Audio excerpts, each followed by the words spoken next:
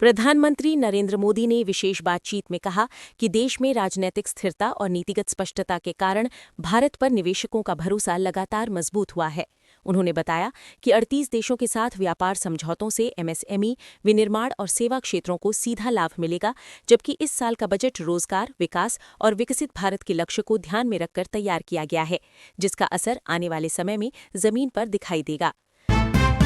17 फरवरी को बांग्लादेश की नवनिर्वाचित सरकार के शपथ ग्रहण समारोह में भारत की ओर से लोकसभा अध्यक्ष ओम बिरला शामिल होंगे, जहां तारिक रहमान के नेतृत्व में नई सरकार औपचारिक रूप से कार्यभार संभालेगी।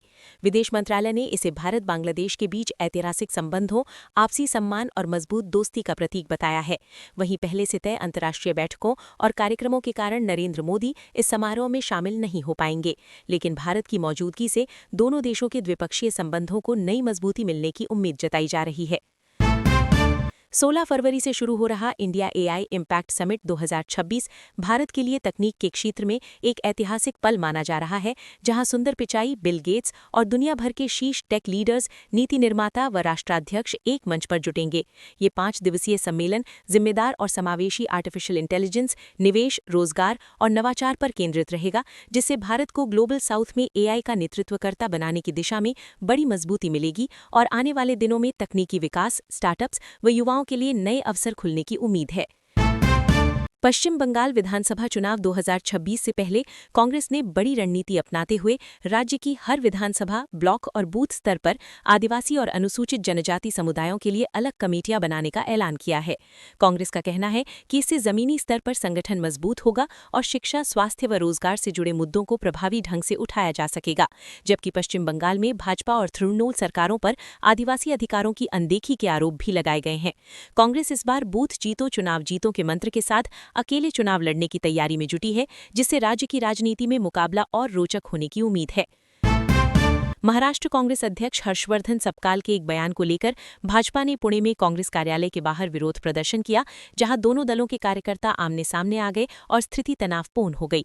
कांग्रेस ने आरोप लगाया है कि इस दौरान कार्यालय और गाड़ियों को नुकसान पहुंचा, जबकि पुलिस ने मौके पर पहुंचकर हालात को संभाला और पूरे मामले की जांच शुरू कर दी है। वहीं इस विवाद पर मुख्यमंत्री देवेंद्र फडणवीस ने बयान पर कड़ी आपत्ति जताते हुए सफाई और कार्रवाई की बात कही है, जिससे राज्य की राजनीति में ये मुद्दा और गर्मा गया है।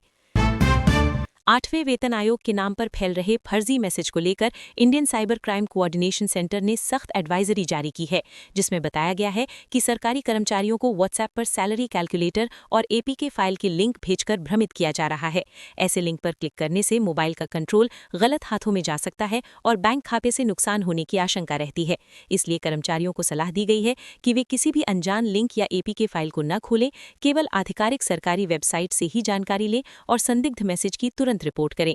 खासकर झारखंड समेत अन्य राज्यों में इस तरह के मामलों को गंभीरता से लिया जा रहा है। महाराष्ट्र के मंत्री छगन भुजबल ने स्पष्ट किया है कि एनसीपी के दोनों गुटों के संभावित विलय पर कोई भी निर्णय लेने से पहले सुनेत्रा पवार को पार्टी का राष्ट्रीय अध्यक्ष चुना जाना पहली प्राथमिकता है।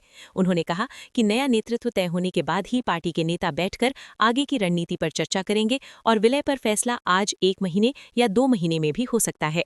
भुजबल के इस बयान से साफ है कि एनसीपी में फिलहाल संगठनात्मक स्थिरता और नेतृत्व को मजबूत करने पर जोर है, जबकि विलय को लेकर जल्दबाजी नहीं की जाएगी।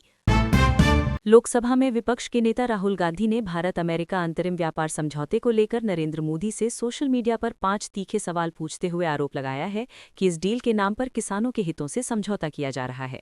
राहुल गांधी का कहना है कि अमेरिकी कृषि उत्पादों पर टैरिफ में छूट से भारतीय किसानों को नुकसान हो सकता है और आगे चलकर एमएसपी, जीएम फसलों व सरकारी खरीद जैसे मुद्दों पर दबाव बढ़ेगा, जबकि सरकार इन आरोपों को खारिज कर समझौते को निर्यात और अर्थव्यवस्था के लिए लाभकारी बता रही है। इस मुद्दे पर सियासी बयानबाजी तेज हो गई है और आने वाले दिनों में संसद के बाहर भी इस पर बहस और तेज होने की संभावना जताई जा रही है। केंद्रीय गृह मंत्री अमित शाह ने कांग्रेस नेता राहुल गांधी पर अमेरिका, ब्रिटेन और यूरोपीय संघ के साथ भारत के व्यापार समझौतों को लेकर भ्रम फैलाने का आरोप लगाया है। शाह ने कहा कि नरेंद्र मोदी के नेतृत्व में हुए हर समझौते में कृषि और डेयरी क्षेत्र की पूरी सुरक्षा की गई है और किसानों, पशुपालकों व मछुआरों के हितों से कोई समझौता नहीं हुआ है। उन्होंने भरोसा दिलाया कि सरकार ने टैरिफ और शर्तों को संतुलित रखते हुए देश के किसानों को सुरक्षित रखा है, जबकि इस मुद्दे पर राजनीतिक बयानबाजी तेज बनी हुई है। देश में प्रशासनिक सेवाओं को लेकर बड़ा अपडेट सामने आया है, जहां आईएएस, आईपीएस और आईएफएस के कुल 2,834 पद रिक्त बताए जा रहे हैं। राज्यसभा में सरकार की ओर से दी गई जानकारी के मुताबिक सबसे ज्यादा कमी आईएएस में 1300 पदों की है, जबकि आईपीएस के 505 और आईएफएस के 1029 पद खाली हैं, जिससे उत्तर प्रदेश, मध्य प्रदेश, महाराष्ट्र और ओडिशा जैसे बड़े राज्यों में प्रशासनिक दबाव बढ़ गया है। आंकड़ों के अनुसार एससी, एसटी, ओबीसी वर्ग से अधिकारियों की संख्या भी सीमित है। ऐसे में यूपीएससी की सिविल सेवा परीक्षा 2026 को इस कमी को दूर करने के लिहाज से अहम माना जा रहा है, जिसका असर आने वाले वर्षों में प्रशासनिक व्यवस्था पर दिख सकता है। पश्चिम बंगाल में स्पेशल इंटेंसिव रिवीजन प्रक्रिया को लेकर राज्य के मुख्य निर्वाचन अधिकारी मनोज कुमार अग्रवाल ने स्पष्ट किया है कि 28 फरवरी को फाइनल वोटर लिस्ट जारी होने के बाद भी जिन वैध मतदाताओं के नाम शामिल नहीं होंगे, वे दोबारा आवेदन कर सकेंगे। उन्होंने बताया कि करीब 1.5 करोड़ नोटिस की सुनवाई पूरी हो चुकी है और चुनाव आयोग का उद्देश्य किसी भी पात्र मतदाता का नाम बाहर करना नहीं है। नाम न होने की स्थिति में अपील और पुनः पंजीकरण का पूरा अवसर मिलेगा।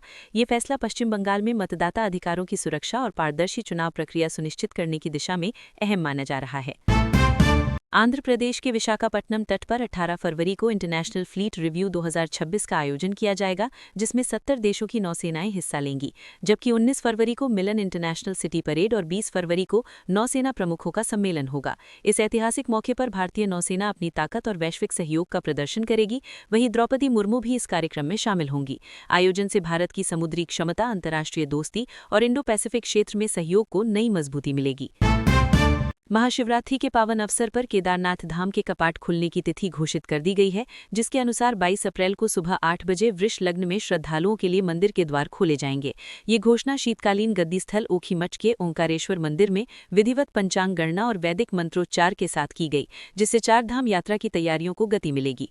कपाट खुलने से पहले 18 अप्रैल को बाबा केदार की डोली यात्रा शुरू होगी और 21 अप्रैल को धाम पहुंचेगी। वहीं इस वर्ष नए रावल की भी नियुक्ति की गई है, जिससे उत्तराखंड में धार्मिक पर्यटन और आस्था का माहौल और उत्साहपूर्ण होने की उम्मीद है। फ्रांस के राष्ट्रपति इमैनुअल मैक्रोन 4 दिवसीय भारत दौरे पर 16 फरवरी को मुंबई पहुंचेंगे और 17 फरवरी को प्रधानमंत्री नरेंद्र मोदी से मुलाकात करेंगे, जहां द्विपक्षीय सहयोग, नवाचार और आर्टिफिशियल इंटेलिजेंस पर अहम चर्चा होगी। दोनों नेता इसके बाद एआई इम्पैक्ट समिट 2026 में हिस्सा लेंगे, जबकि मुंबई में इंडिया फ्रांस इनोवेशन फोरम और ईयर ऑफ इनोवेशन 2026 से जुड़े कार्यक्रम भी आयोजित होंगे। इस दौरे को भारत फ्रांस रणनीतिक साझेदारी को और मजबूत करने, खासकर एआई टेक्नोलॉजी और रिसर्च के क्षेत्र में नए समझौतों की दिशा में अहम माना जा रहा है। मां की भावनात्मक इच्छा को पूरा करने के लिए बेटे ने कानूनी प्रक्रिया पूरी कर अरुणाचल प्रदेश से करीब 1600 किलोमीटर दूर प्रतापगढ़ तक हाथी जात्रा सिंह को लाने का इंतजाम किया, जिसके बाद गांव में ढोल ताशों और वैदिक मंत्रोच्चार के साथ भव्य स्वागत हुआ।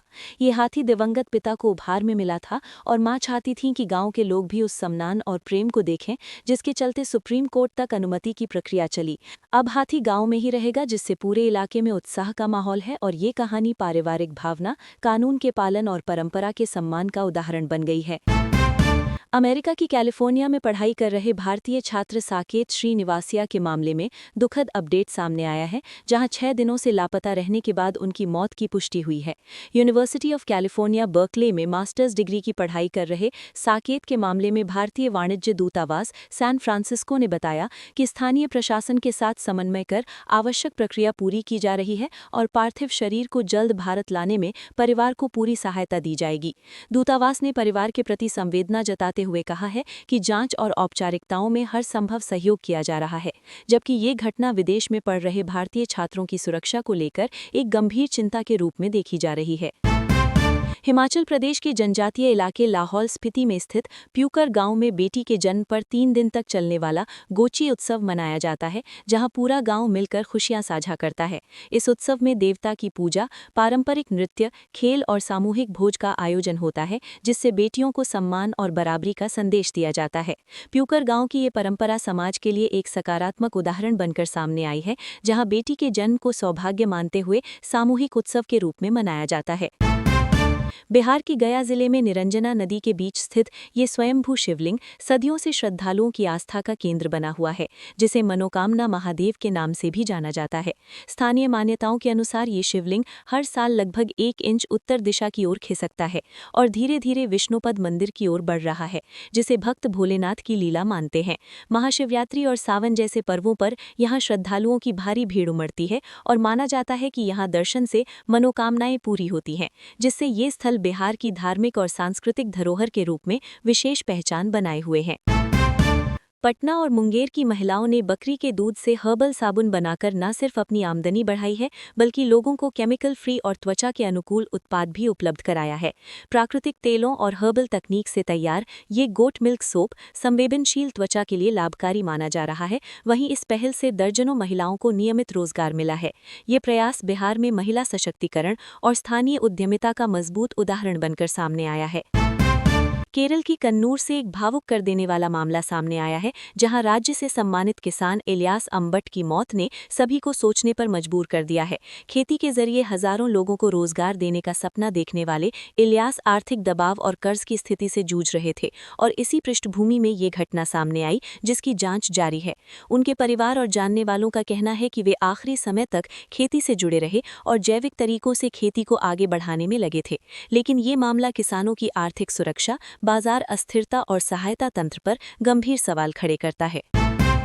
महाशिवरात्रि के अवसर पर गिरिडीह में एक अनोखी परंपरा देखने को मिलती है, जहां आलू, सिंघाड़े के आटे और अरारोट से बनी खास जलेबी तैयार की जाती है।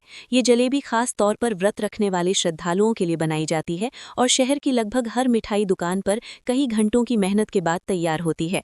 साल में सिर्फ एक बार मिलने वाली इस मिठाई का स्वाद लेने के लिए लोग पहले से ही इंतजार करते हैं, जिससे झारखंड की ये परंपरा शिवरात्रि के जश्न को और खास बना देती है। उच्च शिक्षा में छात्रों को व्यावहारिक ज्ञान देने के लिए विश्वविद्यालय अनुदान आयोग द्वारा शुरू की गई प्रोफेसर ऑफ प्रैक्टिस व्यवस्था में तमिलनाडु पहले स्थान पर रहा है, जहां अब तक 395 नियुक्तियां हुई हैं, जबकि महाराष्ट्र 193 नियुक्तियों के साथ दूसरे और गुजरात तीसरे स्थान पर है। यूजीसी के आंकड़ों के अनुसार 2022 में जारी दिशा निर्देशों के बाद देश के 349 उच्च शिक्षण संस्थानों में कुल 1841 उद्योग विशेषज्ञों को अस्थायी रूप से प्रोफेसर ऑफ प्रैक्टिस के तौर पर जोड़ा गया है, जिससे शिक्षा और उद्योग के बीच की दूरी कम होगी और छात्रों को सीधे तौर पर वास्तविक दुनिया का अनुभव मिल सकेगा।